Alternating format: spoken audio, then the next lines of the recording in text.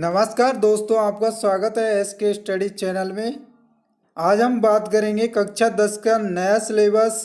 जो सिलेबस है वो पूरा नई किताब 2021-22 में छपी है, उसके अनुसार पूरा सिलेबस आपको वीडियो में दिया गया है। आप वीडियो को वॉच करें और लाइक एंड सब्सक्राइब और शेयर करना ना भूलें। और हमारी अगली क्लास आएगी मैथ की। पहला पॉइंट आएगा शाम को 4 बजे। पहली प्रश्नावली है वास्तविक संख्याएं, जिसमें पहला पॉइंट है भूमिका, सेकंड पॉइंट है यूक्लिड विभाजन प्रमेय का, थर्ड पॉइंट है अंकगणित की आधारभूत प्रमेय, 4 पॉइंट है अप्रमेय संख्याओं का पुनर्भ्रमण, 5 पॉइंट है प्रमेय संख्या और उनके दशमलव प्रसारों का पुनर्भ्रमण, और लास्ट पॉइंट है सारांश। अब आता है बहुपद। बहुपद में बहुपद की भूमिका, सेकंड पॉइंट है बहुपद के शून्यांकों का ज्यामितीय अर्थ, थर्ड पॉइंट है किसी बहुपद के शून्यांकों और गुणांकों में संबंध, 4 पॉइंट है बहुपद के लिए विभाजन एल्गोरिथम, और लास्ट पॉइंट है सारांश।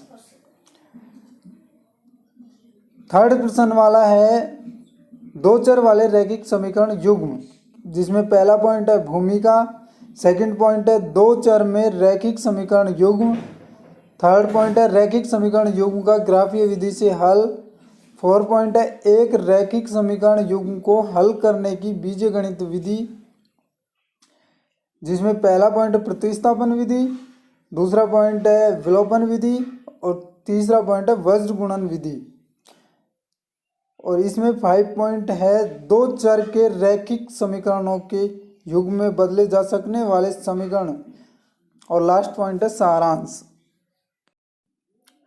प्रश्नावली चौथी द्विघात समीकरण। पहला पॉइंट है भूमिका, दूसरा पॉइंट है द्विघात समीकरण, तीसरा पॉइंट है गुणनखंडों द्वारा द्विघात समीकरण का हल, चौथा पॉइंट है द्विघात समीकरण का पूर्ण वर्ग बनाकर हल, और पांचवा पॉइंट है मूलों की प्रकृति, और छठा पॉइंट है सारांश। अब प्रश्नावली आती है पांचवी, समांतर श्रेणियां। पहला पॉइंट है भूमिका, सेकंड पॉइंट है समांतर श्रेणियां, थर्ड पॉइंट है एपी का nवां पद, चौथा पॉइंट है एपी के प्रथम nवें पद का योग, और पांचवा पॉइंट है सारांश। अब प्रश्नावली आती है छठवीं, जिसका नाम है त्रिभुज। इसमें पहला पॉइंट है भूमिका, दूसरा पॉइंट है समरूप आकृतियां, तीसरा पॉइंट है त्रिभुज की समरूपता, चौथा पॉइंट है त्रिभुज की समरूपता के लिए कसौटियाँ, पांचवा पॉइंट है समरूप त्रिभुजों के क्षेत्रफल, छठा पॉइंट है पाइथागोरस प्रमेय, और सातवां पॉइंट है सारांश। अब प्रश्नावली आती है सातवीं, जिसमें है निर्देशांक ज्यामितियाँ। प्रश्नावली का नाम है निर्देशांक ज्यामिति। पहला पॉइंट है भूमिका, दूसरा पॉइंट है दूरी सूत्र, तीसरा पॉइंट है विभाजन सूत्र, और चौथा पॉइंट है त्रिभुज का क्षेत्रफल, पांचवा पॉइंट है सारांश। प्रश्नावली आठवीं, त्रिकोणमिति का परिचय।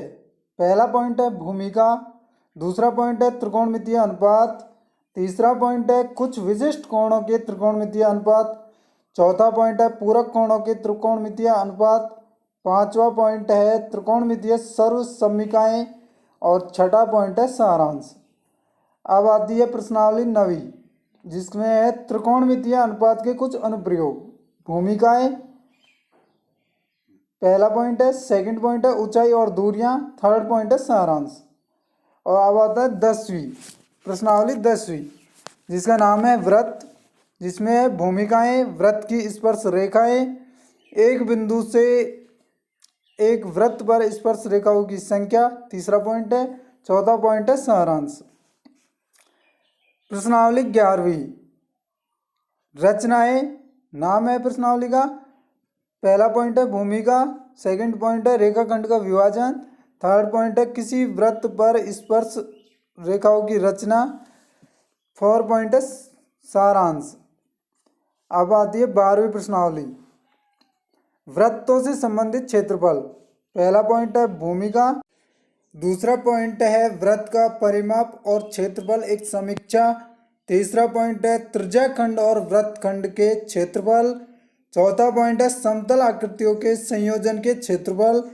पांचवा पॉइंट है सारांश। अब प्रश्नावली आती है 13वीं, पृष्ठीय क्षेत्रफल और आयतन। पहला पॉइंट है भूमिका। सेकंड पॉइंट है ठोसों के एक संयोजन का पृष्ठीय क्षेत्रफल। थर्ड पॉइंट है ठोसों के एक संयोजन का आयतन। चौथा पॉइंट है एक ठोस का एक आकार से दूसरे आकार में रूपांतरण। पांचवा पॉइंट है शंकु का छिन्नक। और छठा पॉइंट है सारांश। अब प्रश्नावली आती है 14वीं, सांख्यिकी, जिसमें पहला पॉइंट है भूमिका। सेकंड पॉइंट है वर्गीकृत आंकड़ों का माध्य। थर्ड पॉइंट है वर्गीकृत आंकड़ों का बहुलक। 4 पॉइंट है वर्गीकृत आंकड़ों का माध्यक।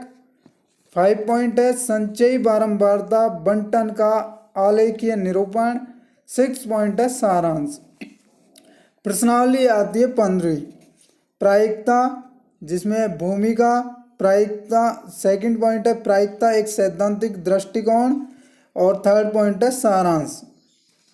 उसके बाद आती है परिशिष्ट। फर्स्ट, गणितीय उत्पत्तियाँ। परिशिष्ट 2, गणितीय निदर्शन।